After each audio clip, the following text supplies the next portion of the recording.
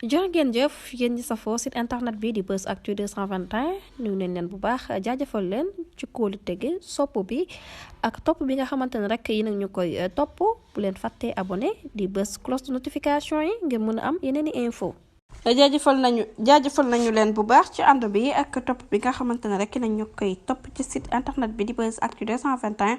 li gën a fas ci bopp xabaar yi nag dañu koy door rek ilimaanu jolin bu njëkk bi di Ousmane Sonko nag daal dinay amal 48 heures ci diwaan bu Gambie mu nekk ab tukki nemmeeku boo xamante ne rek programme nañ ko moom premier ministre bi rek di Ousmane Sonko mu nga ca diwaan bu Gambie depuis àllarba ba nekk ni ngir amal fa ay visite ci wàllu liggéey ak xaritoo bi dox ci diggante ñaari réew yi ci diirub 19 jàpp 20 décembre 2024 moom nag fas na yéene rek wéyal ab waxtaan mu ñeel deuxième édition ni ki alxames la woon déppee ko forum économique commercial investissement sénégalo-gambien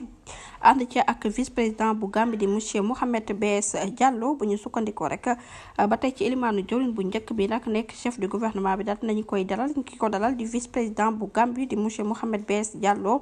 ñu fas yéene amal nag niki alxames ñaareelu édition bu forum économique commercial et investissement sénégalo-gambien daal di koy jeexale moom ilimaanu jawlin bu njëkk bi di Ousmane Sonko mi nga xamante ne rek daal nay ànd ak délégation bu bokk ci gouvernement bi ngir nag ñu weel niki tey ci àjjuma ji juróomeeli session bu commission consultative bi nga xamante ne rek dañ ca daal di toftal nag li nga xamante ne rek moom mooy ay suivi ci coopération yi dox ci diggante ñaari réew yi mu nekk ab tukki nemmeeku boo xamante ne rek jot nañu ko programmé ci déplacement bu premier ministre foofu ca diwaan bu Gambie.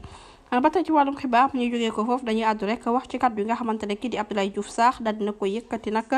nee na moom ci jëmi boppam rek digganteem ak APR daal passé la maanaam daal lu jàlloon la te jàll na moom Abdoulaye Diouf Sarr nag daal dinay yëkkati ay kàddoom moom ex ministre de la santé di Abdoulaye Diouf Sarr daal dinay wax ne nag jógee ko na ci bopp alliance pour la république di APR mu nekk dogal boo xamante ne daal dina koy annoncé nag ni ki tey ci aljuma ji yemoo ñaar fukki fan ci weeru décembre ci atum 2024 foofa ca Yoff Laayeen ci jamono bi nga xamante ne rek doon nañ am ab présentation bu ñu dippee 5 idées bi nga xamante ne moom moo ko daal di jiite.